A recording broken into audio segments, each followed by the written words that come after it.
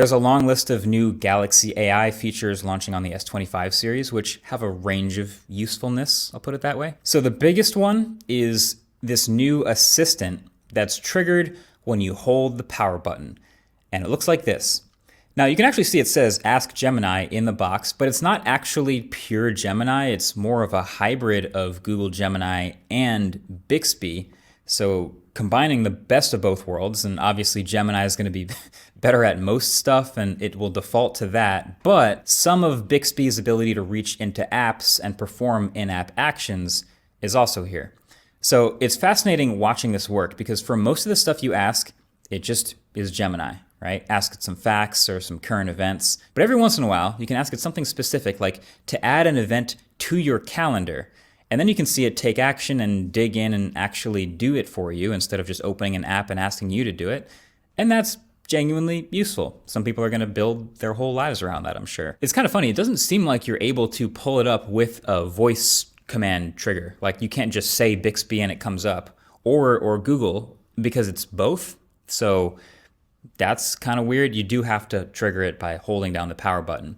It's basically Gemini with some extensions. Anyway, what else? So there's another one now called AI Select. So instead of the regular text selection, let's say you want to select something a little more complicated.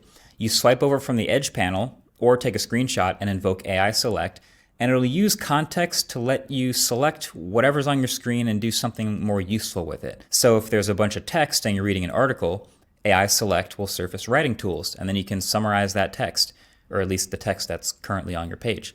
Or if you're watching a video, you can pull up AI Select, and there's a tool to make a GIF of whatever's on your screen. So you can select the video and a few seconds of it and make a GIF super easily.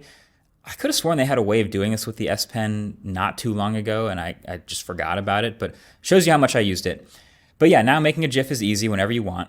There's also now natural language processing in the settings and gallery search.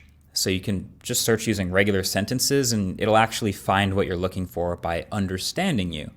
That I think is pretty cool. It's useful. I know some less technically inclined people will get a lot of use out of this. And there's also some smaller stuff like this Now Brief widget, which is supposed to give you AI curated information you need to know at that moment, certain useful things in the morning versus the afternoon. And they also made an equivalent audio eraser tool to what Google had just added to the Pixel phones like a year or two ago. So now any video you have on your phone, whether you took it in the camera app or not, you can clean up the audio and isolate the voice by removing crowd noise or background noise or wind or whatever with a single button press. I want to try it and see how good it is. A lot of these AI features, stop me if you've heard this before, they're cool if they actually work, but it's debatable how much you're actually going to use them and how much value they bring to this phone. But then the real kicker is, and this is technically a good thing, but Samsung has been really good about software updates lately. They're promising like 7 years of software updates on their newest flagships, which means that if most of the new stuff on this phone is this software and the AI stuff, I didn't really see a whole lot of reason why most of it isn't going to also be on the S24 in a couple weeks.